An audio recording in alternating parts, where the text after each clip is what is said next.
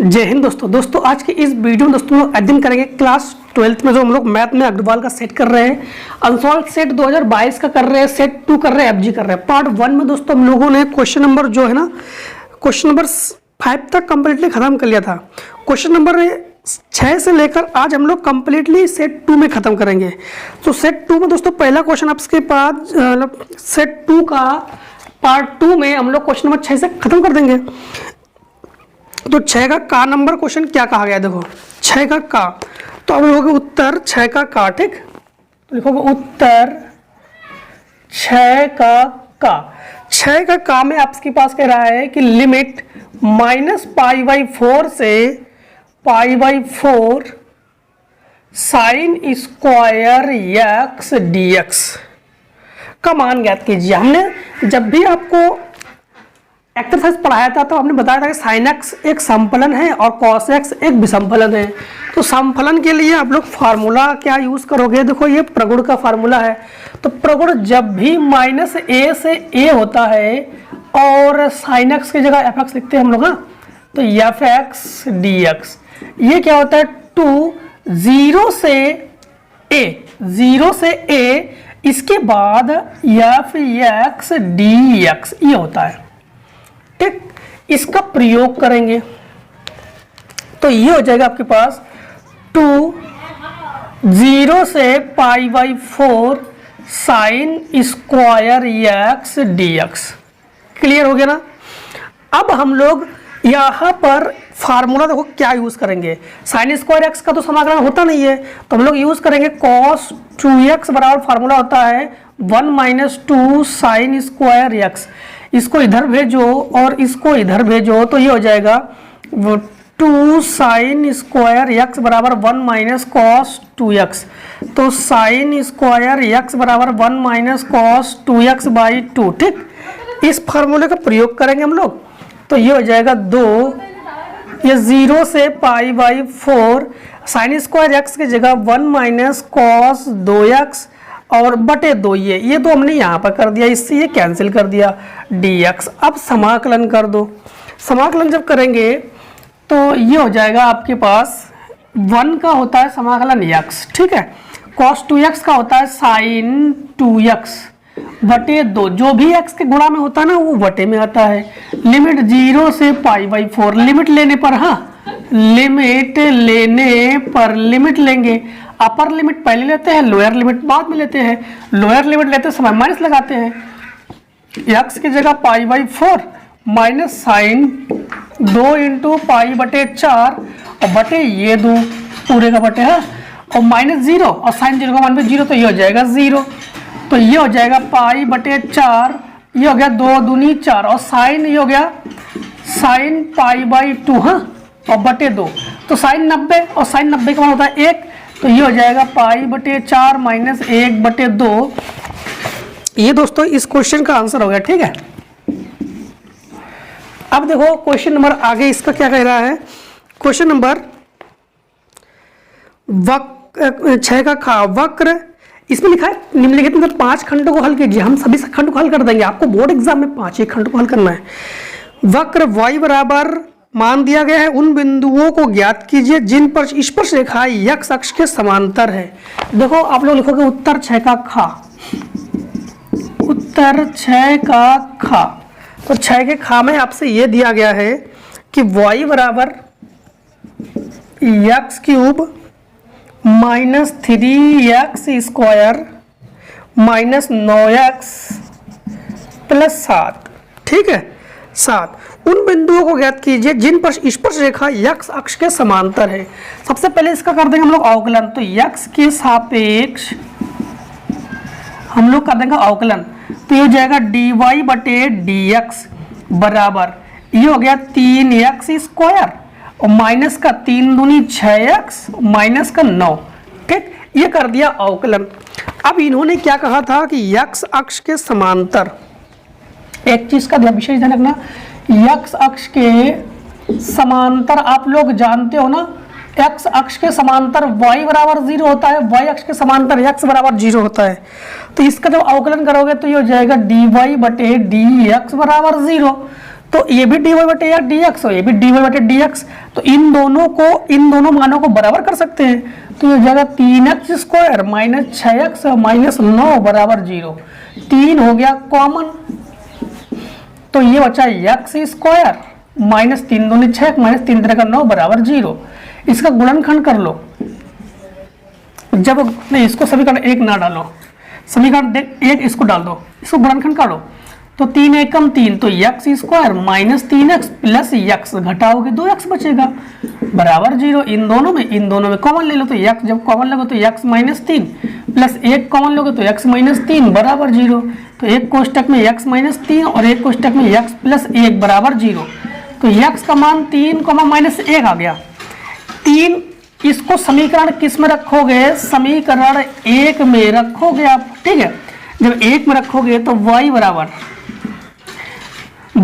3 का cube 27 minus 3 का cube 27, क्योंकि 3 का इसको 9 और 9 27 माइनस 9 दिया फिर 27 और प्लस 7, ये प्लस माइनस कैंसिल, ये माइनस 20, तो y बराबर माइनस 20। तो इस कंडीशन में बिंदु हमारे पास क्या आ गया? बिंदु जो हमारे पास आ गया 3 माइनस 20। इसी प्रकार माइनस 1 से रख देना, दूसरा आंसर आ जाएगा, 2 बिंदु आ जाएंगे, ठीक है। कर लेना आप लोग, इतने तो कर ही लोगे 12th में हो। इसके बाद देखो 6 का गा, अवकल समीकरण y d x minus x plus 2y square d y बराबर 0 को हल कीजिए। देखो जरा 6 का गा, तो लिखोगे आप लोग उत्तर 6 का गा। 6 के गा में ये कह रहा है ना कि y डी एक्स माइनस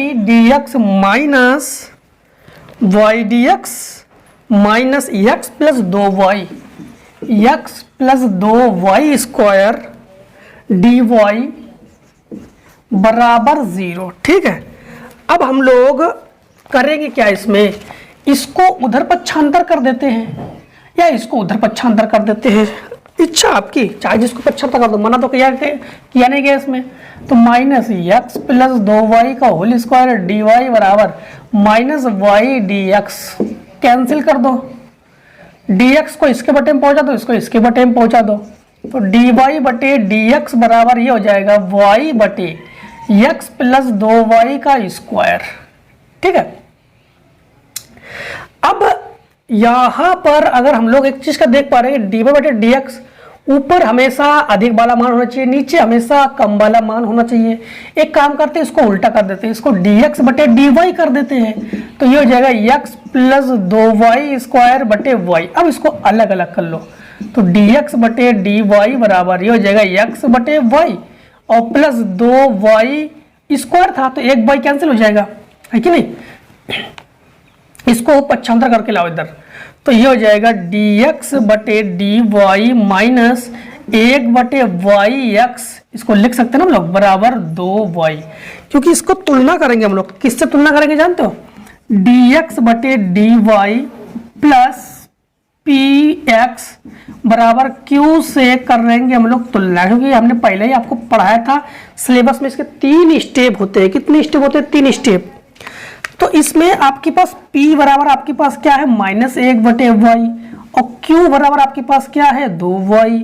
अब आपको एक काम करना है, इतने का शॉर्ट करना है, इसके बाद हम लोग आगे को सॉल्यूशन करेंगे।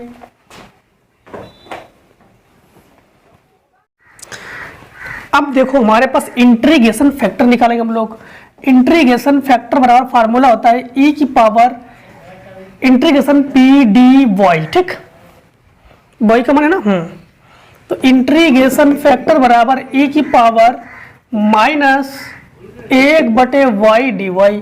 तो e की पावर माइनस ये हो जाएगा log y का फार्मूला है, तो log y, ठीक। तो हम लोग यहाँ पर इसको ऐसे कर सकते हैं ना कि e की पावर log 1 बटे y, क्यों माइनस हटाएंगे तो 1 बटे y लिखेंगे। कैसे लिखेंगे इसका प्रसार? तो हमने log m बटे n के रूप में बताया था आपको, जो सीख चुके होंगे आप लोग। तो नए बच्चे समझ लेना कि माइनस हटाने के लिए 1 बटे y लिखते हैं, और e की पावर log x का मान x होता है, तो हो जाएगा ये 1/y ही हो जाएगा इंटीग्रेशन फैक्टर का।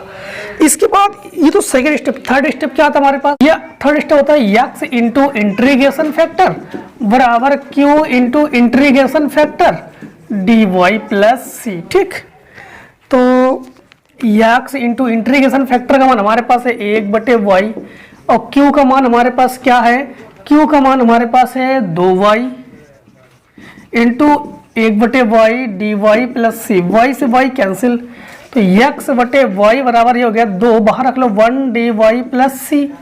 ठीक है, तो x/y बराबर ये हो जाएगा 2y प्लस सी, क्योंकि 1 dy का क्या हो जाएगा, y हो जाएगा, 1 dy का क्या हो जाएगा, y, ये बट्टे में गुणा पहुंच जाएगा, तो x बराबर हो जाएगा 2y² प्लस cy। और यही दोस्तों जो है ना इस क्वेश्चन का आंसर हो गया।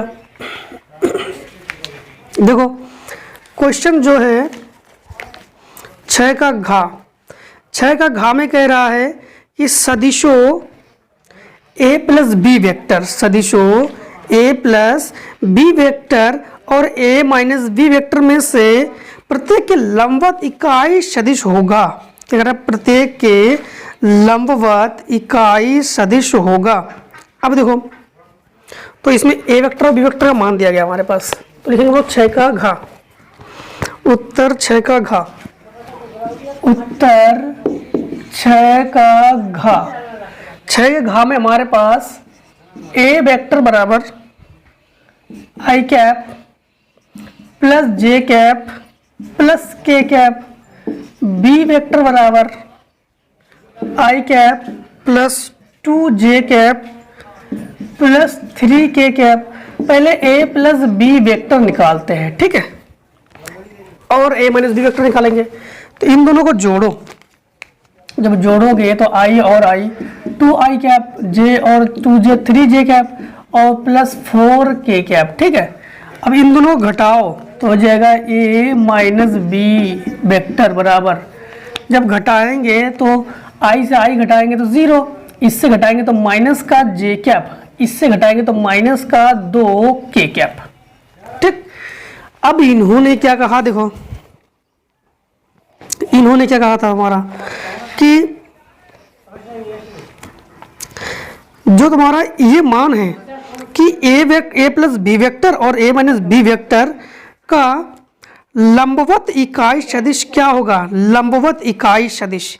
देखो लंबवत इकाई सदिश के लिए सबसे पहले हम लोग क्या करेंगे कि a प्लस बी वेक्टर का क्रॉस करेंगे a माइनस बी वेक्टर का। क्रॉस का नियम तो जानते हो, आप लोग सारणी विधि से निकालते हैं, तो ये हो गया i cap, j cap, k cap. इसके बाद इसका गुणांक लेंगे, 2 लेंगे, 3 लेंगे, 4 लेंगे, इसमें तो i है नहीं तो -1 लेंगे, -2 लेंगे। ठीक, तो इसका हम लोग i कैप, पहली पंक्ति पहला स्तंभ छोड़ो, माइनस का 6 और माइनस माइनस प्लस का, क्योंकि बीच में माइनस होता ही है, और माइनस का j कैप, पहली पंक्ति दूसरा स्तंभ छोड़ो, इसका माइनस का 4 और इसका इसमें तो 0 और प्लस का k, ये प्लस माइनस चलता है, हाँ, और बीच में माइनस होता ही है। पहली पंक्ति तीसरा स्तंभ छोड़ो, माइनस का 2 और ये हो गया 0, तो हमारे पास क्या बचा, हमारे पास बचा है ये घटकर हो गया माइनस का 2 i कैप, ये माइनस माइनस प्लस का 4 j कैप और ये माइनस का 2 k कैप।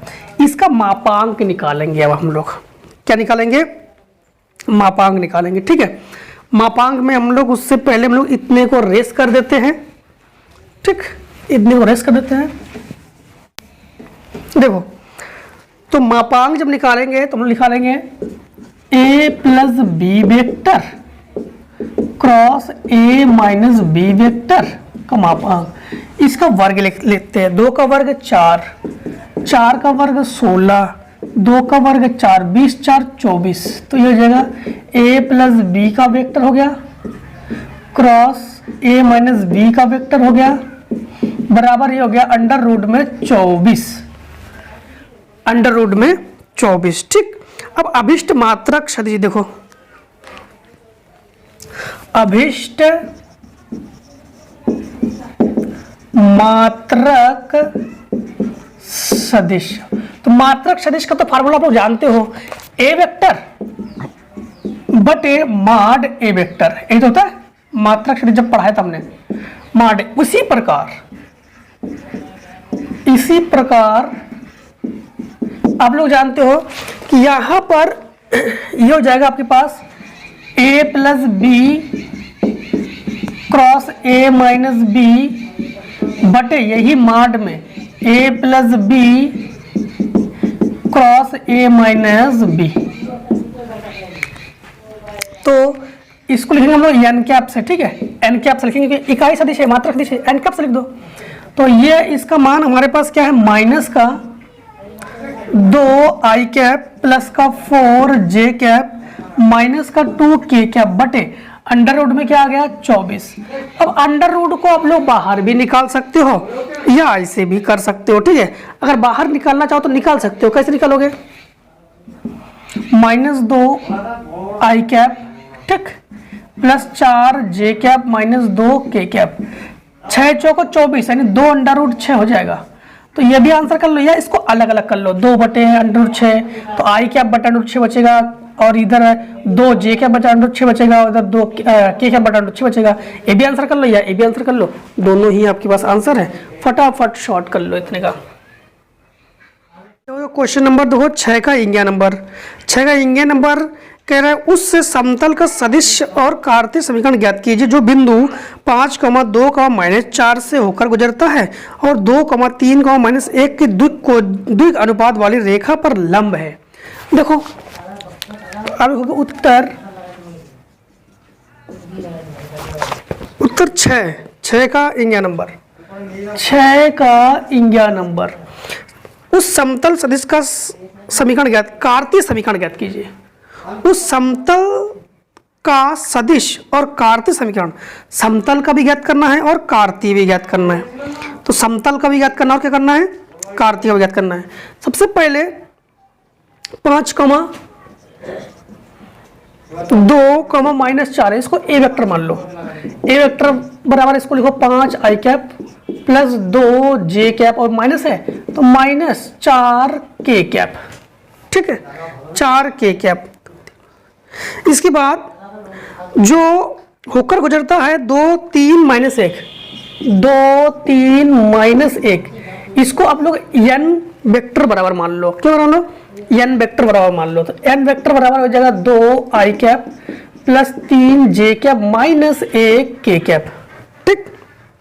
अब देखो, अब हमसे क्या क्या पूछा है इन्होंने, हमसे पूछा है समतल का भी समीकरण ज्ञात करो और कार्तीय समीकरण भी ज्ञात करो। समतल का समीकरण और कार्तीय समीकरण देखो, सबसे पहले हम लोग समतल का अभिलंब समीकरण क्या करेंगे हम लोग, समतल का अभिलंब समीकरण, ठीक है।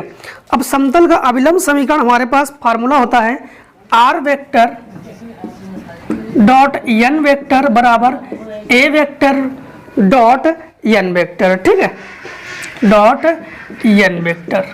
यहां पर आर वेक्टर को आर वेक्टर लिखो, एन वेक्टर का मान हो गया 2 i cap plus 3 j cap और माइनस के कैप, ठीक है, और बराबर ए वेक्टर का मान क्या है 5 आई कैप प्लस 2 जे कैप और -4 के कैप डॉट एन वेक्टर का मान क्या है 2 i cap plus 3 j cap minus k cap.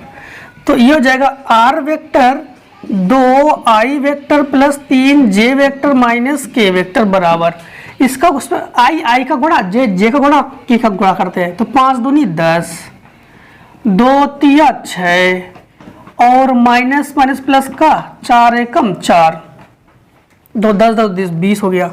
तो आर वेक्टर ये हो गया 2 i cap plus 3 j cap minus k cap बराबर ये हो गया 20।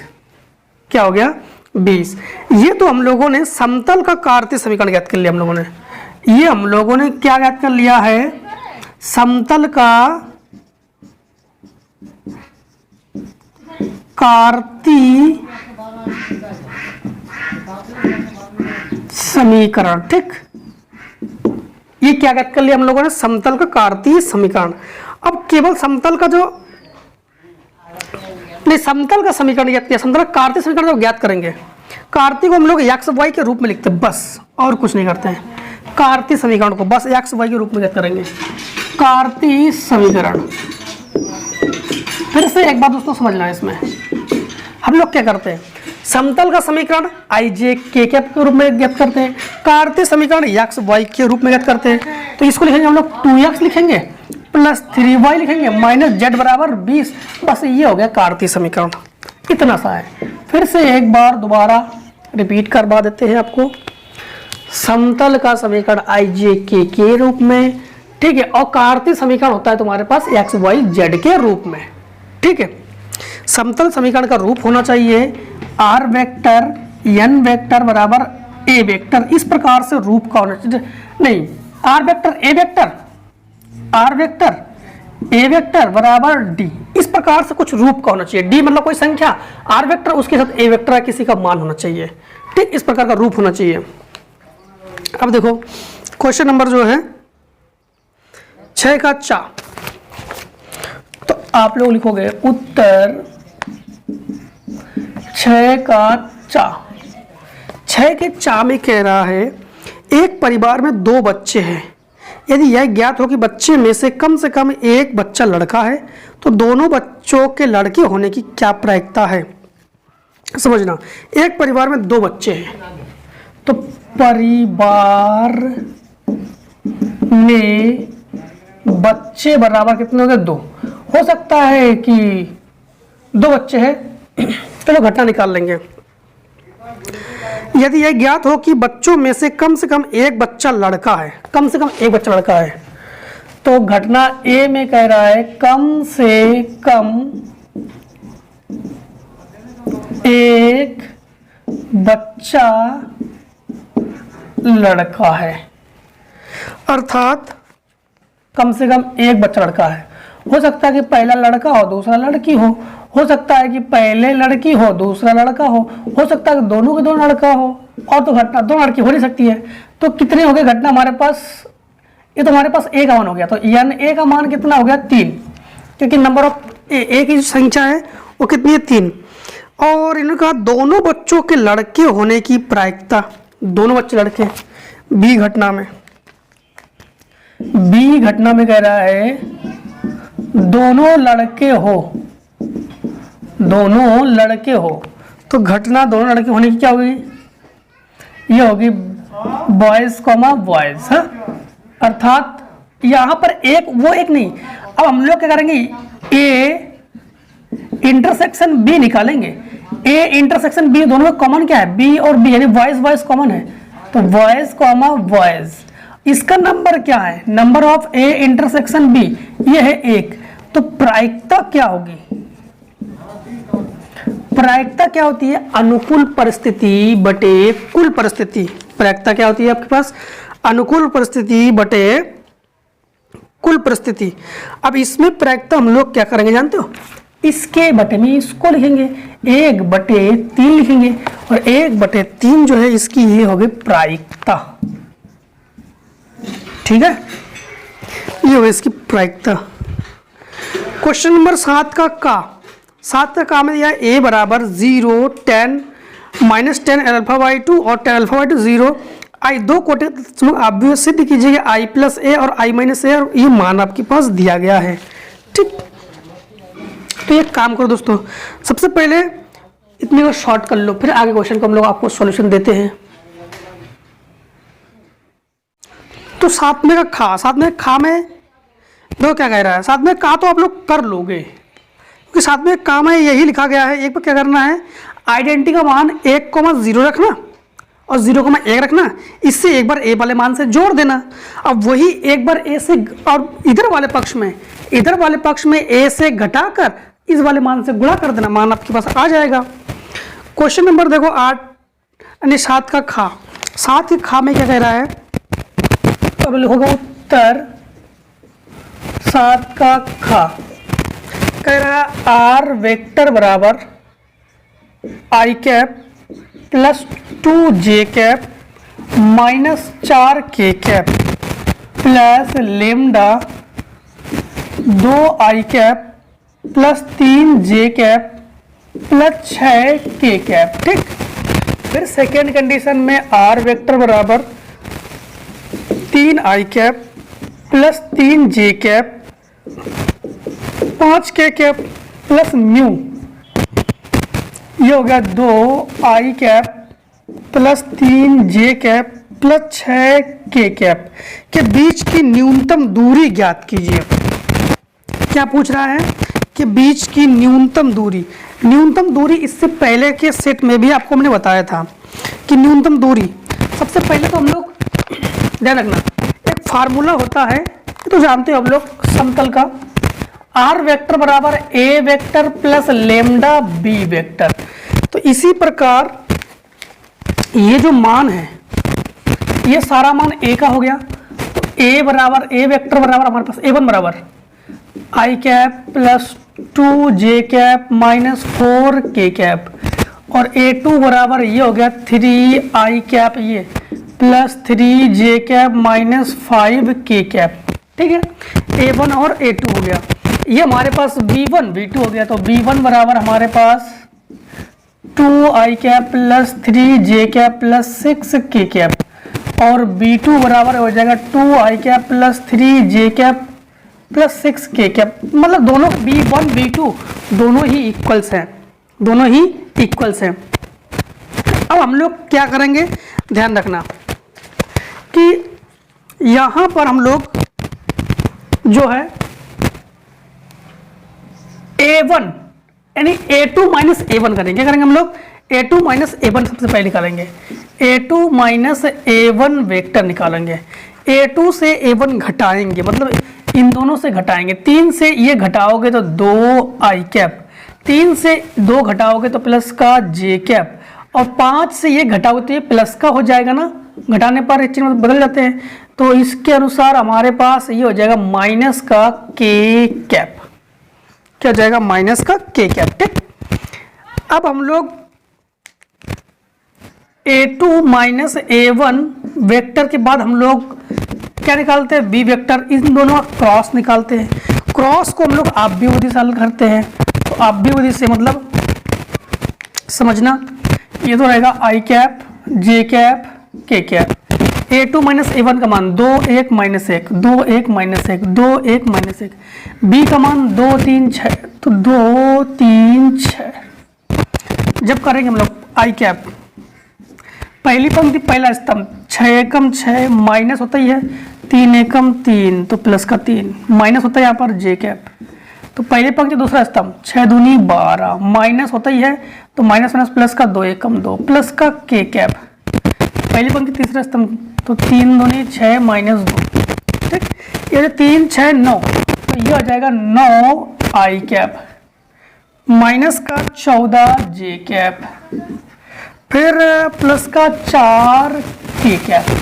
ये दोस्तों हम लोगों ने क्या निकाला है, ये दोस्तों जो हम लोगों ने निकाला है a2 minus a1 cross b vector. क्या निकाला हम लोग, a2 minus a1 cross b vector. अब हम लोग इसका माड निकालेंगे, तो हमारे पास हो जाएगा a2 vector minus a1 vector माड में यानी क्रॉस b वेक्टर, इसका क्रॉस निकालेंगे यानी माड निकालेंगे, परिमाण निकालेंगे।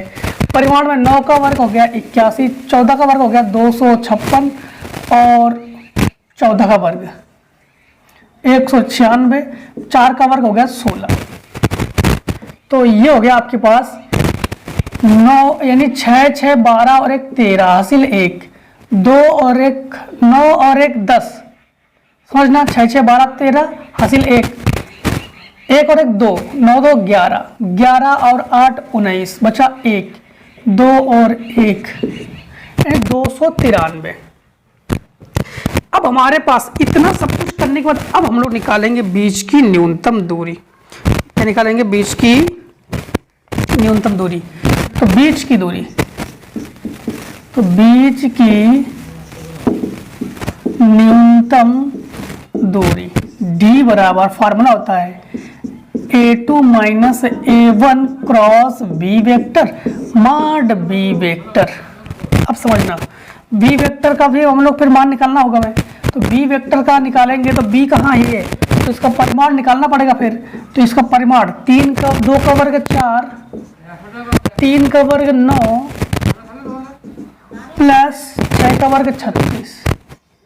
तो ये हो गया बी वेक्टर, ये हो गया जुड़कर 49, अर्थात बी वेक्टर का मान आ गया है 7। तो हमारे पास जो बीच की न्यूनतम दूरी d बराबर, इसका मान है √293 बटे 7, और ये हो गया बीच की न्यूनतम दूरी। और यही दोस्तों जो कि हमारे पास है आंसर। इतने का फटाफट शॉर्ट करो, फिर आगे सॉल्व करते हैं। अब देखिए जो क्वेश्चन नंबर जो है आपका, क्वेश्चन नंबर आपका 8 का 8 के का में क्या कह रहा है। 8 के का में कह रहा है कि निम्नलिखित व्यवरोधों के अंतर्गत z बराबर 3x प्लस 2y का आलेखी विधि से अधिकतमीकरण कीजिए। तो सबसे पहले हम लोग लिखेंगे 8 का, तो क्या लिखेंगे हम लोग, उत्तर 8 का। ठीक, 8 के का में क्या कह रहा है कि z बराबर 3x प्लस 2y दिया गया है, z बराबर 3x प्लस 2y दिया गया है। ठीक है, आलेखी विधि से अधिकतमीकरण करना है, और इसके बाद 5x plus 2y is less than equal to 10, और 3x plus 5y is less than equal to 15, और x is greater than equal to 0, y is greater than equal to 0। सबसे पहले जब इसको, इससे कंडीशन को, सवाल को हल करते हैं, कैसे करते हैं, सबसे पहले इसको लिखो 5x प्लस 2y बराबर 10, समीकरण हो गया 1। ठीक, तो इसको हम लोग दोनों पक्षों में 10 का भाग लगाते हैं, दोनों पक्षों में 10 का भाग, इससे कैंसिल, 2 पंचे 10, 5 दूनी 10, तो x बटे 2 प्लस y बटे 5 बराबर 1। क्योंकि इसको हम लोग अंतःखंड बनाते हैं, और अंतःखंड समीकरण क्या होता है, x बटे a प्लस y बटे b बराबर 1। इस पर हमारे पास a, 0 बिंदु होता है, और इस पर हमारे पास 0, b बिंदु होता है। ठीक, तो वैसे कंडीशन में ये बिंदु हो जाएगा हमारे पास 2, 0, और ये हो जाएगा हमारे पास 0, 5। अब हम लोग क्या करेंगे, समीकरण 1 को हम लोग अलग से लिख देते हैं। ये हो गया 5x प्लस 2y बराबर 10, समीकरण 1। समीकरण 2 को लिख देते हैं 3x प्लस 5y बराबर 15, समीकरण हो गया 2। तो 3x प्लस 5y बराबर 15, दोनों पक्षों में 15 का भाग लगाएंगे। ठीक है, तो ये 3 पचे 15, 5 तिया 15, ये कैंसिल 1, तो x बटे 5 प्लस y बटे 3 बराबर 1। तो बिंदु हमारे पास हो जाएगा 5, 0, इस पर हो जाएगा 0, 3 बराबर कुछ नहीं। ठीक, अब हमारे पास समीकरण 1 और समीकरण 2 को भी हल कर लो। तो समीकरण 1 और समीकरण 2 को हल करने के लिए समीकरण 1 में 5 का और समीकरण 2 में हम लोग 2 का गुणा करके जोड़ने पर, तो 5 25 प्लस 5 दूनी 10y बराबर 10 पना 50, और ये हो जाएगा 3 दूनी 6x प्लस 5 दूनी 10y बराबर 15 दूनी 30। ठीक, अगर जोड़ेंगे नहीं घटाएंगे, क्योंकि समान चिन्ह में घटाया जाता है, तो माइनस माइनस माइनस, ये कैंसिल, ये दोनों घटाएंगे तो हमारे पास कितना बचेगा, 19x बराबर ये घटाएंगे तो 20, तो x बराबर 20 बटे 19, x बराबर क्या हो जाएगा हमारे पास 20 बटे 19। ठीक, अब x का मान समीकरण 1 में रखने पर, x का जो मान है हम लोग समीकरण 1 में रखने पर, समीकरण 1 में रख देंगे तो इसमें तो 5 इंटू 20 बटे 19 प्लस 2y बराबर 10, तो इसको उधर पक्षांतर कर दो तो 2y बराबर 10, 20 पन 100। ठीक, 10 माइनस 20 पन 100 बटे 19, ये हो गया 190, 190 से 100 घटा दोगे तो कितना बचेगा 90, तो 2y बराबर 90 बटे 19, 45 दूनी 90, क्या हो जाएगा आपके पास 45 दूनी 90, तो y बराबर हो जाएगा 45 बटे 19। ठीक, 45 बटे 19।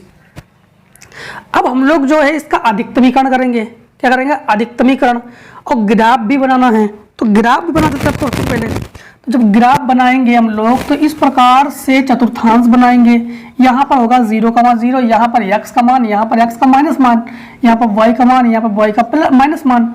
अब x का मान देखो कहाँ पर है, x का मान 2, y का मान 5 से मिलेगा, x का 3, y के 5 से मिलेगा, तो x का 5, तो x का 5 ही है। तो मान लो कि ये x का 5 है, y का 5 और 3, तो ये मान लो कि y का 3 है और ये मान लो कि y का 5 है। दोनों ही इसके 5 से जाकर मिलेगा, दोनों ही जो है इसके 5 से जाकर मिलेगा। इस प्रकार से ये बना लिया हम लोगों ने ग्राफ। अब हमें छायांकित करना है। क्या करना हमें? छायांकित। तो छायांकित कितने भाग को करेंगे हम लोग? तो देखो, इतने भाग को हम लोग छायांकित कर देंगे। घिरे, इतने तो घिरा है, इतने को हम लोगों ने क्या कर दिया? छायांकित। अब जो है हमारा अधिकतमीकरण पूछा गया है, तो अधिकतमीकरण के लिए हम लोग क्या करेंगे? सबसे पहले 2,0 और 2,0, एक बार इसको कंफर्म कर लेते हैं। सही है, 2,0 एक बार इससे अधिकतमीकरण करेंगे हम लोग, इधर वाले में इससे अधिकतमीकरण करेंगे, और एक बिंदु जो हमारे पास ये निकला है 20,19 और 45,19, इससे अधिकतमीकरण करेंगे। तो अधिकतमीकरण करने के लिए z का मान रखते हैं। हाँ, क्या करते हैं? z का मान। तो थोड़ा सा हम लोग रेस कर रहे हैं, आप लोग शॉर्ट कर लो। देखो, जब अधिकतमीकरण करेंगे सबसे पहले हम लोग क्या करेंगे? यहाँ पे लिखेंगे कोणीय बिंदु, हाँ, और यहाँ पे लिखेंगे z का संगत मान। ठीक, कोणीय बिंदु हम लोग सबसे पहले 2,0 ले लेंगे, 2,0 ले लेंगे। ठीक है, इसके बाद दोस्तों एक चीज थोड़ा सा ग्राफ में देख लीजिए, दोबारा बना देते हैं ग्राफ, थोड़ा सा दोबारा देख लो। ग्राफ में ये हो गया आपके पास y, ये y डैश, ये x और ये x डैश। x का 2 और y का 5 मिलेगा। y का एक तो 3 है और एक y का 5 है, x का 2 है और ये आपके पास x का 2 है और x का 5 है, तो x का 2 y का 5, तो x का 2 y का 5 ये मिलेगा, और x का y का 5 और x का 5।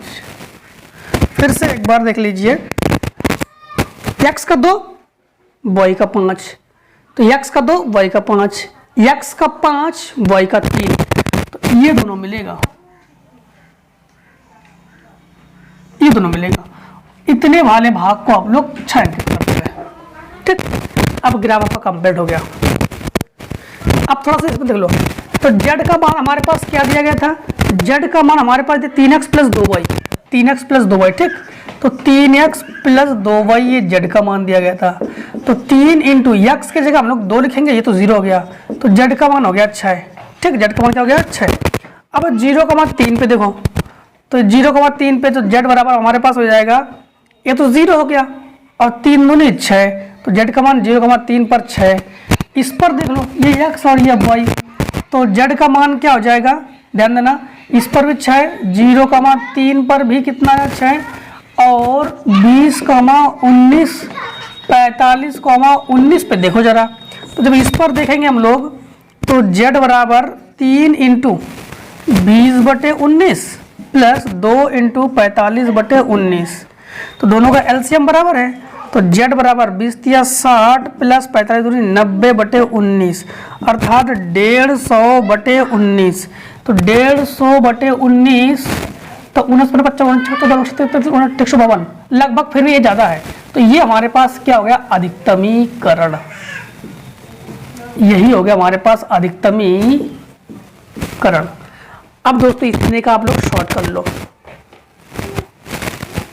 देखिए क्वेश्चन नंबर 8 का खा, 8 का 3x minus 2y plus 3z बराबर 8 हो गया, और 2x plus y minus z बराबर 1 हो गया, और 4x minus 3y plus 2z बराबर 4 को आप भी विधि से हल कीजिए। ये दोस्तों क्वेश्चन जो है आप लोग लगातार 2019 के, 20 के, 21 के सेट में देखते आ रहे हो, तो ये तो हर एक सेट पूछा ही जा रहा है 8 नंबर का, तो ये तो आप लोग अभ्यास हो चुका होगा, कर लोगे। नहीं कर पाओगे तो इसको आपके लिए हम लोग जो है आपके वर्क के लिए दे रहे हैं। नहीं आ रहा तो सेट 3 से पहले इसको कमेंट कर देना, इसको भी प्रोवाइड करवा देंगे सेट 3 में ही। इसके बाद क्वेश्चन नंबर 9 देखो।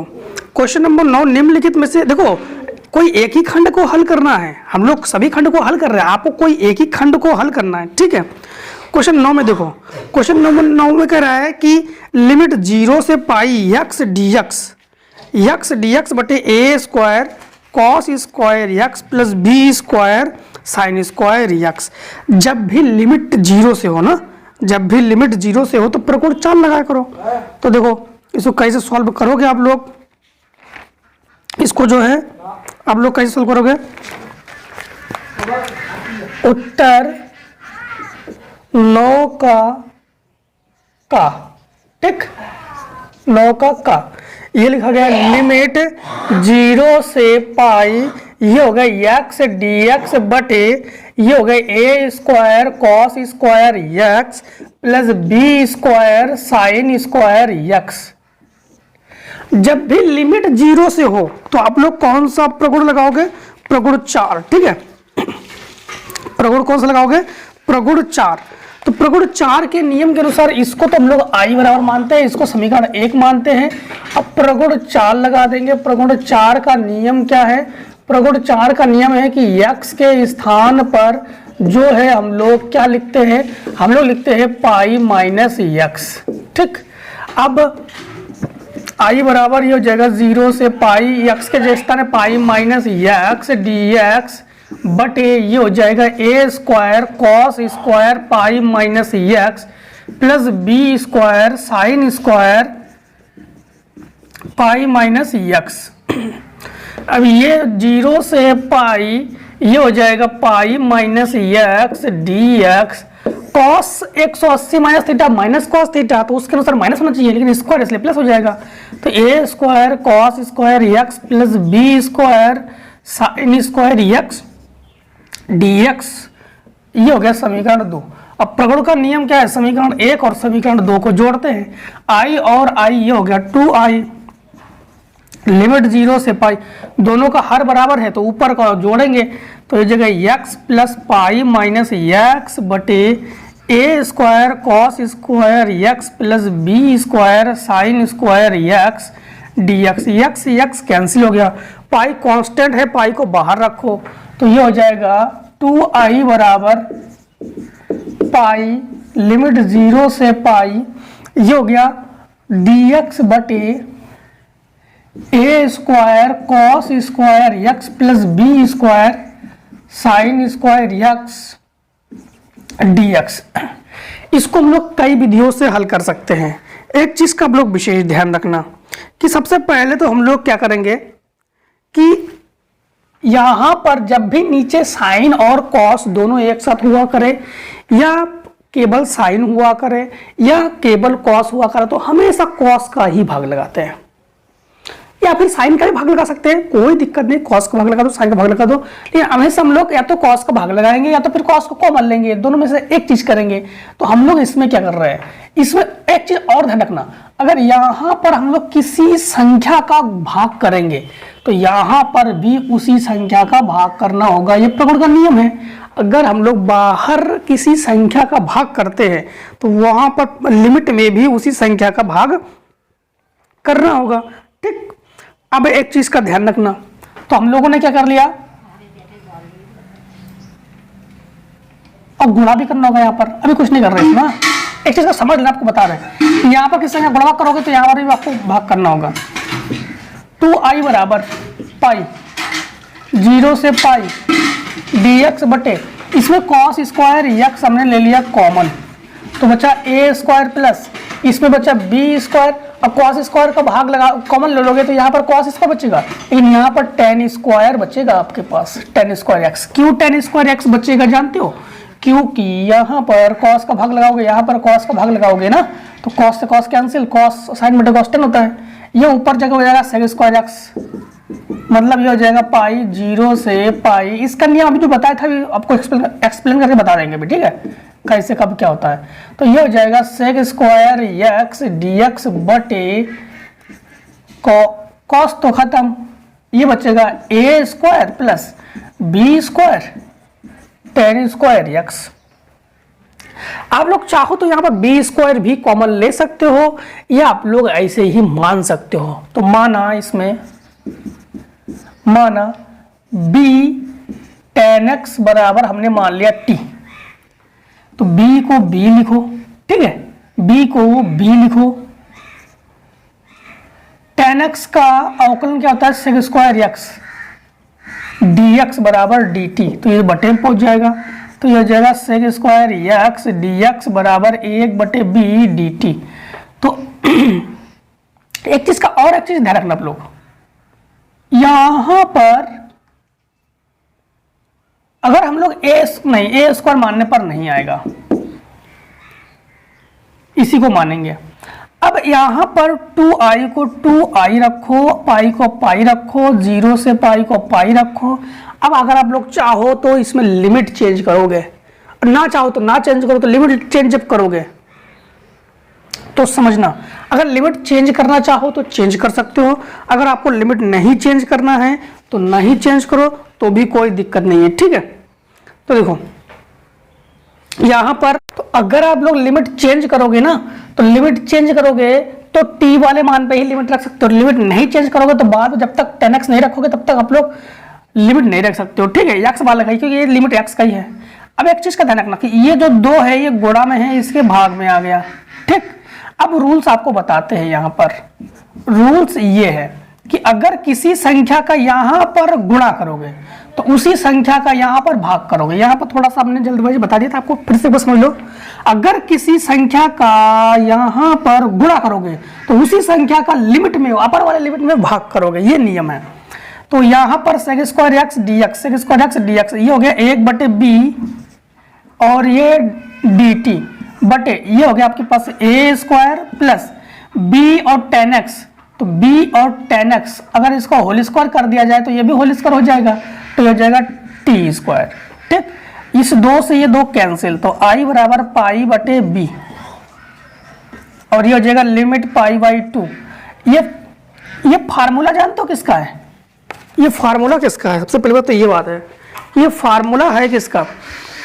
तो ये जो फार्मूला है dt बटे dx बटे a square plus x square, ये फार्मूला है 1/a tan inverse x upon a। तो ये हो जाएगा 1/a tan inverse x and t upon a और लिमिट 0 से π/2। अब t का मान रखो, तो i बराबर पाई बटे ये a और ये b, तो पाई बटे ए बी, ये जगह tan इनवर्स t का मान क्या है जानते हो? t का मान जो है हमारे पास, अब t का मान देखो कैसा, t का मान b tan x है, t का मान b tan x, तो ये हो गया b tan x बटे ये a।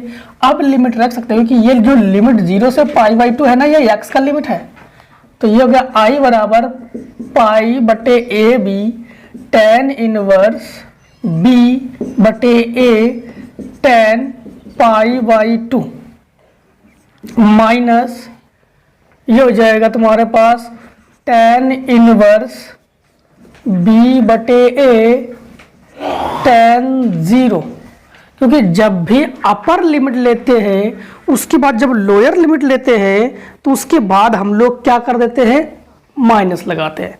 अपर लिमिट के बाद जब भी लोअर लिमिट लेते हैं तो हम लोग क्या करते हैं, माइनस लगा देते हैं, ठीक है। अब यहाँ पर ध्यान रखना कि यहाँ पर i बराबर पाई बटे ए बी, ये हो जाएगा tan इनवर्स ये b बटे a, ठीक। और tan π/2 का मान क्या होता है? tan π/2 का मान होता है इन्फिनेटिव के साथ b का गुणा करोगे तो b बटे a का तो इन्फिनेटिव हो जाएगा, माइनस tan इनवर्स ये होता है tan 0 का मान 0 होता है, ठीक। i बराबर हो जाएगा पाई बटे ए बी और tan इनवर्स इन्फिनेटिव, ये tan इनवर्स को tan इनवर्स लिखोगे, ये tan π/2 का मान है, माइनस tan इनवर्स को tan इनवर्स लिखोगे और ये tan 0 का मान है, इससे ये कैंसिल, इससे ये कैंसिल, ठीक है। तो ये हो जाएगा पाई बटे ए बी इंटू पाई बटे 2, अर्थात आई बराबर आप लोग कहोगे पाई स्क्वायर बटे 2ab। और इसी को दोस्तों जो है हम लोग फाइनल आंसर में रखेंगे और आप लोग इतने का ही शॉर्ट करोगे और इसके बाद हम लोग खा को सॉल्व कर देते हैं। अब जो है क्वेश्चन नंबर 9 का खा, दीर्घवृत्त एक्स स्क्वायर बटे A square plus Y square बटे बी स्क्वायर बराबर ए स्क्वायर, एक दीर्घवृत्त होता ही है, एवं इसी कोटिया एक्स बराबर 0 और एक्स बराबर ए से घिरे क्षेत्र का क्षेत्रफल ज्ञात कीजिए, जहां बी स्क्वायर बराबर ए स्क्वायर कोष्टक में 1 माइनस ई स्क्वायर। अब देखो इसका क्वेश्चन जो है सबसे पहले इन्होंने क्या क्या कहा है वो करते हैं। उत्तर सबसे पहले तो हम लोग डालोगे उत्तर 9 का जो है ये खा है। दीर्घवृत्त ये होता ही है, अगर दीर्घवृत्त की बात कहता तो भी हम लोग एक्स स्क्वायर बटे A square plus Y square बटे बी स्क्वायर बराबर 1 लिखते। अब कोटिया हम लोग निकालते, लेकिन इन्होंने कोटिया दे दिया है। कोटि जो है इन्होंने कहां से कहां तक, 0 से लेकर दोनों एक्स का है तो 0 से 2 ए नहीं, 0 से केवल ए, 0 से ए, ठीक, दोनों ही एक्स की कोटियां है। घिरे क्षेत्र का क्षेत्रफल जहां बी स्क्वायर बराबर ए स्क्वायर 1 माइनस ई स्क्वायर ये दिया गया है, ठीक है। सबसे पहले दीर्घवृत्त की बात कह रहा है, एक दीर्घवृत्त बनाओ आप लोग। दीर्घवृत्त किसे कहते हैं, वह वृत्त जो अंडे आकार का हो उसे दीर्घवृत्त कहते हैं। यह दीर्घवृत्त का चतुर्थांश, यहाँ पर मूल बिंदु 0, यहाँ पर y अक्ष, यहाँ पर y डैश अक्ष, यहाँ पर x अक्ष, यहाँ पर x डैश अक्ष, ठीक है। अब यहाँ पर इन्होंने क्या कहा है, कोटिया x बराबर 0 और x बराबर ए, x बराबर 0 और x बराबर ए। तो हमने माना कि x बराबर 0 और x बराबर ए, तो यहाँ से कहीं ना कहीं दूरी या जो नियता की दूरी है, नाभि की जो मतलब नाभि से जो नियता की दूरी है ना कहीं ए है, तो हमने मान लिया कि यहाँ तक की जो दूरी है वो ए है। यहाँ तक की दूरी जो है वो हमने क्या मान ली, ए। मतलब यहाँ का जो बिंदु है, ये जो बिंदु है ये बिंदु ए कॉमा 0 है और ये जो दूरी है ये ए है, ठीक। नामकरण कर देते, मान लो हमने नाम दे दिया इसका ए, इसका बी, इसका सी, इसका डी, इसका ई, इसका एफ। और हमें इन्होंने कहा घिरे क्षेत्र का क्षेत्रफल कितना हिस्सा घिरा है, तो इतना हिस्सा जो है ये घिरा है, इतना हिस्सा जो है ये घिरा है। कितने भाग का क्षेत्रफल ज्ञात करेंगे, तो कितने भाग का क्षेत्रफल ज्ञात करेंगे, ध्यान रखना कि हम लोग ज्ञात करेंगे A O C D E, A O C, A O C D, D E F A, E F A. जैसे आप लोग किरचॉफ वाले नियम में करते हो, एंटी लॉक या क्लॉकवाइज जैसे नहीं करते किरचॉफ वाले नियम से, सेम वैसे फिजिक्स में जैसे करते हो आप लोग। तो ए O C D E F ए द्वारा घिरे क्षेत्र का क्षेत्रफल। अब बराबर आपके पास 2, लिमिट 0 से a, ये आपके पास मान क्या होगा y dx। ये तो फार्मूला हो गया। 2 कहां से आ गया, कितने भाग को घेरा है उन्होंने, ए ओ, यहाँ का नाम दे दो मान लो o डैश, तो ए ओ डैश और f 1 भाग, ओ सी डी ओ डैश 2 भाग, तो इतना हिस्सा 1 भाग, इतना हिस्सा 2 भाग। कितने भाग को उन्होंने घेरा है, 2 भाग को घेरा है, इसलिए हम लोगों ने किसका गुणा कर लिया है, 2 का जो है वो गुणा कर लिया है। यहाँ पर हम लोग जो है y का मान निकालना पसंद करेंगे, तो y का मान कैसे निकालेंगे, x के मान को पक्षांतर कर देंगे, तो y स्क्वायर बटे बी स्क्वायर बराबर 1 माइनस एक्स स्क्वायर बटे ए स्क्वायर। इसके बटे 1 मान के भिन्न करो तो y स्क्वायर बटे बी स्क्वायर बराबर ए स्क्वायर माइनस एक्स स्क्वायर बटे ए स्क्वायर, ये गुणा में पहुंच जाएगा। तो y स्क्वायर बराबर बी स्क्वायर बटे ए स्क्वायर, ये हो जाएगा ए स्क्वायर माइनस एक्स स्क्वायर। इसको हटाओ तो रूट चढ़ाओ, तो जब रूट चढ़ेगा तो y बराबर अंडर रूट बी स्क्वायर बटे ए स्क्वायर और A square minus X square, root से यही दोनों निकल सकता है, तो वाई बराबर अब बी बटे ए अंडर रूट में A square minus X square. अब हम लोग जो है कैलकुलेशन स्टार्ट करेंगे। यहाँ से 2 को 2 लिखो, 0 से ए ई, 0 से ए ई, यहाँ पर क्योंकि 0 से ए ई तो है, यहाँ से वाई का मान b बटे ए, तो b बटे ए बाहर रखो, ये हो गया अंडर रूट में A square minus X square D X. इसका तो डायरेक्टली फार्मूला ही होता है, वही लिख देते हैं, फार्मूला लिखने की जरूरत नहीं है। तो 2b बटे ए लिमिट नहीं, अब तो हम लोग इसको खोल दे रहे हैं। ये फार्मूला क्या होता है, एक्स बटे ए अंडर रूट में A square minus X square minus plus A square बटे 2 साइन इनवर्स एक्स बटे ए और लिमिट 0 से ए। ये इसका फार्मूला ही है, ये जो है इसका फार्मूला ही है। अब हम लोग लिमिट ले लेंगे, तो 2b बटे ए, एक्स की जगह ए ई बटे ए अंडर रूट में ए स्क्वायर और प्लस ये हो जाएगा माइनस ये हो जाएगा एक्स की जगह ए स्क्वायर ई स्क्वायर, फिर प्लस ए स्क्वायर बटे 2 साइन इनवर्स एक्स की जगह ए ई बटे ए, अब माइनस